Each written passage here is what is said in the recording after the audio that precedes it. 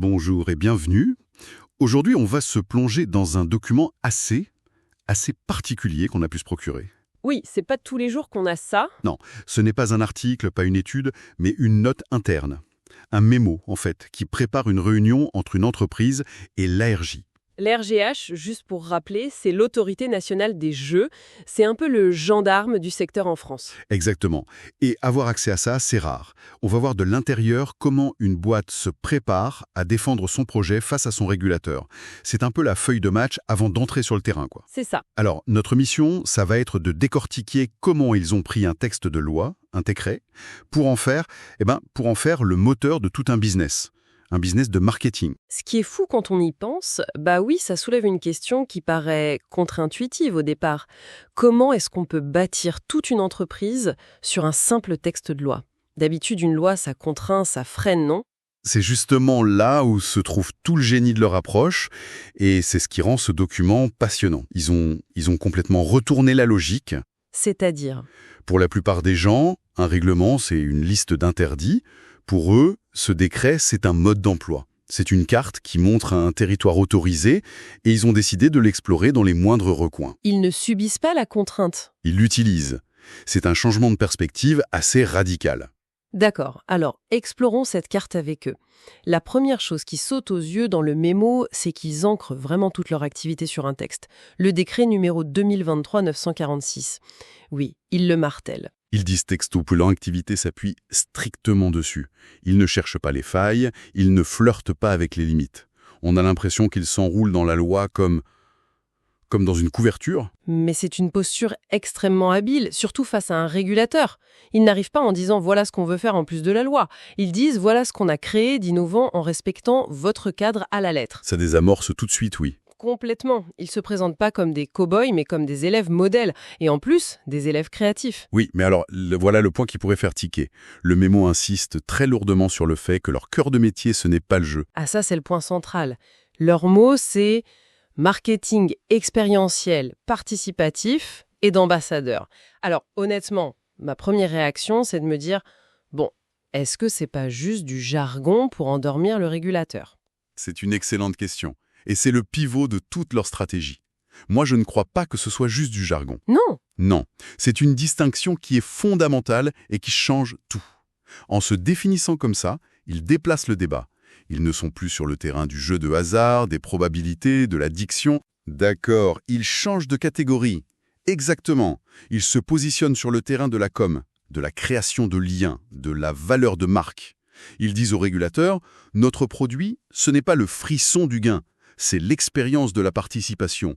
La mécanique de jeu que votre décret autorise, pour nous, c'est juste un support. C'est l'outil. Ça me fait penser un peu à un architecte à qui on imposerait un cahier des charges ultra strict. Oui, c'est une bonne image. Des règles sur les matériaux, la hauteur. Et au lieu de voir ça comme un casse-tête, il prendrait chaque contrainte comme un défi créatif. Et à la fin, il construirait un bâtiment non seulement conforme, mais aussi incroyablement original. Et un bâtiment auquel personne n'aurait pensé justement parce que tout le monde était bloqué par les règles. C'est exactement ça. Il sublime la règle, il en fait sa signature. Ok. Donc, la philosophie, c'est la contrainte rend créatif. C'est une belle idée, mais concrètement, ça donne quoi? Qu'est-ce qu'on peut bien construire d'innovant avec un outil aussi vieux que le monde qu'une simple tombola? J'ai l'image du stand de kermesse, quoi. On est loin du marketing 2.0, non? Et bah c'est là que ça devient bluffant. Ils ont pris ce concept de base, la tombola, et ils l'ont décliné en 4 modèles. 4 services complètement différents. Un vrai couteau suisse, en fait. Exactement. Alors allons-y. Le premier modèle, le A, c'est celui qui m'a le plus interpellé. C'est une tombola avec un sponsor pour financer un projet. L'exemple qu'il donne, une institution publique, une mairie, disons, qui finance des lots, de l'équipement pour une boulangerie, par exemple. Oui, la tombola est organisée, mais le lot principal, ce n'est pas juste l'équipement, ce sont des parts sociales dans la future boulangerie. Et là, tout bascule. Le gagnant devient entrepreneur. C'est spectaculaire. On n'est plus dans le jeu, là? Pas du tout. Le mécanisme de jeu est détourné. Il ne sert plus à distribuer un prix, il sert à déclencher la création d'une entreprise. Pour le sponsor, la mairie, c'est un impact local incroyable. Pour la communauté, c'est un nouveau commerce. Et pour le gagnant, Ce n'est pas un gain qui se consomme, c'est un gain qui se construit. voilà, c'est une nouvelle carrière. Mais attends, Ma première réaction, c'est est-ce que c'est vraiment sérieux? On confie pas la création d'une boulangerie à un tirage au sort, si? Qu'est-ce qui garantit que le gagnant sera un bon entrepreneur? C'est la question clé. Et il faut lire entre les lignes. Le but n'est pas de dire hop, voilà les clés du pétrin, débrouillez-vous. On peut imaginer, même si le mémo ne le détaille pas, qu'il y a tout un accompagnement derrière. D'accord. Le ticket de tombola, c'est pas la finalité. C'est le déclencheur. C'est un outil pour susciter des vocations et lever la première barrière jumeau, l'investissement de départ. Ils ont transformé une tombola en un incubateur d'entreprises populaires. Vu comme ça, c'est beaucoup plus puissant, oui. C'est le volet le plus social. Mais j'imagine qu'ils ne font pas que ça. Ils ont une application plus classique. Bien sûr, c'est leur modèle B, la tombola en autopromotion. Ah, pour leur propre business. Oui, et même là, il y a une subtilité. L'idée est simple. Ils organisent leur propre tombola, avec des lots de partenaires pour animer leur communauté. Donc là, l'objectif, c'est de faire grossir la base de données, récupérer des mails, le marketing classique, quoi. Oui et non. Bien sûr, ça sert à se faire connaître, mais selon leur philo, l'objectif, c'est moins la collecte de leads que la gestion de communauté. La tombola, c'est un prétexte, un point de contact régulier, ludique, pour fidéliser une audience. Et une vitrine pour les partenaires. Absolument. C'est du community management par le jeu. C'est aussi une façon de prouver que leur concept marche en se l'appliquant à eux-mêmes. Une sorte de produit de démonstration. Regardez ce que ça donne quand on le fait pour nous. Ce qui m'amène logiquement au troisième modèle, le C, où ils vendent ce service à d'autres, la casquette d'agence. Exactement. Le modèle C, c'est la tombola clé en main. Un client, une marque, veut lancer un produit, il fait appel à eux et il s'occupe de tout. Et le mémo insiste là-dessus. Le cadre réglementaire, la logistique, la com, c'est une offre de service complète. Et pour le client, le bénéfice est limpide. Il a une opération de promo originale et surtout, il a la garantie que tout est fait dans les clous. Zéro risque juridique. C'est un argument massu, ça. C'est l'argument principal. Ils vendent de la tranquillité d'esprit réglementaire. Pour une grande marque, le risque d'image est énorme. Là, ils achètent une solution créative et une assurance de conformité. C'est très puissant comme proposition de valeur. C'est intéressant, on voit comment les modèles s'emboîtent. Le A, c'est l'impact social. Le B, la vitrine. Le C, le service B2B. Et il y en a un quatrième, le D, qui est sur le caritatif. Oui, le modèle D. C'est la tombola au profit d'une association, pour l'aider à lever des fonds ou simplement à gagner en visibilité. Ce qui est malin ici, c'est l'écosystème vertueux que ça crée. C'est-à-dire, Tout le monde y trouve son compte. L'association, évidemment, les participants qui ont le sentiment de contribuer à une bonne cause, et les entreprises partenaires qui fournissent les lots, elles renforcent leur image de marque, leur RSE. et eux au milieu, ils sont les connecteurs. Le grand orchestrateur qui rend tout ça possible. Quand on met les 4 modèles côte à côte, c'est assez fou. On part d'une simple tombola, un truc un peu désuet, et on arrive à l'entrepreneuriat social, au marketing B2B, au caritatif. Je n'aurais jamais pensé qu'on pouvait autant tordre le concept. C'est la preuve qu'une contrainte bien comprise peut démultiplier la créativité. L'innovation n'est pas dans l'outil, elle est dans l'utilisation de l'outil. D'accord? Alors, après avoir détaillé ça, le mémo conclut logiquement sur leur valeur ajoutée.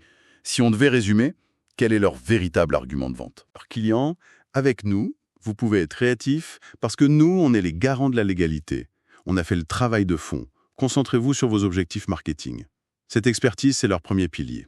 Le mémo en cite un deuxième, la créativité opérationnelle. Il répète sans cesse, on ne vend pas un jeu, mais une expérience marketing. C'est là la différence entre vendre un outil et vendre une solution. Si je vous vends un marteau, c'est à vous de savoir quoi construire. Eux, ils vendent pas que le marteau, la tombola. Ils vendent le plan de la maison et le service de construction avec. C'est une approche de conseil. Tout à fait. Troisième point, leur flexibilité. Le fait d'être à la fois opérateur pour eux-mêmes, avec le modèle B, et prestataire. Cette dualité est très intelligente. En étant eux-mêmes opérateurs, ils ont un laboratoire permanent. Ils testent, ils affinent. Ça leur donne une crédibilité énorme, j'imagine. Immense. Ils ne sortaient pas d'un PowerPoint théorique. Ils peuvent dire « Regardez, ça marche pour nous. On a tant de participants, tel taux d'engagement. On peut faire pareil pour vous. » Et le dernier point qu'ils appellent l'impact multiplicateur.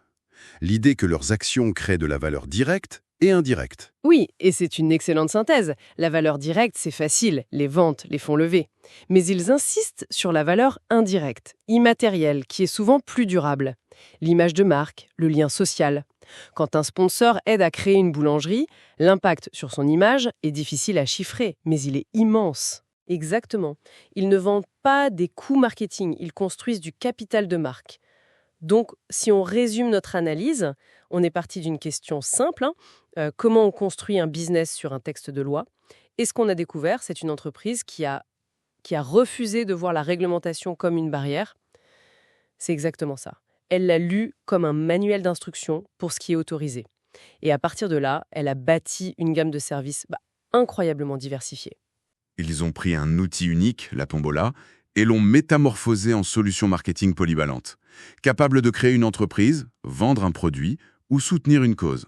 C'est un cas d'école qui montre comment une contrainte, si on l'approche avec la bonne philosophie, peut devenir un formidable catalyseur d'innovation. C'est une leçon qui va bien au-delà de ce cas particulier. Transformer une faiblesse perçue en une force unique. Absolument. Et pour aller plus loin, ça soulève une question qui me semble essentielle. On a vu comment ça marchait ici, dans le secteur des jeux, mais si on y réfléchit, dans combien d'autres domaines, une réglementation, qu'elle soit environnementale, sociale, financière, une réglementation qui est perçue par beaucoup comme un fardeau, pourrait en fait cacher des opportunités d'innovation majeures. Pour ceux qui choisiraient de la regarder non pas comme un mur, mais comme le cadre d'un tableau à peindre.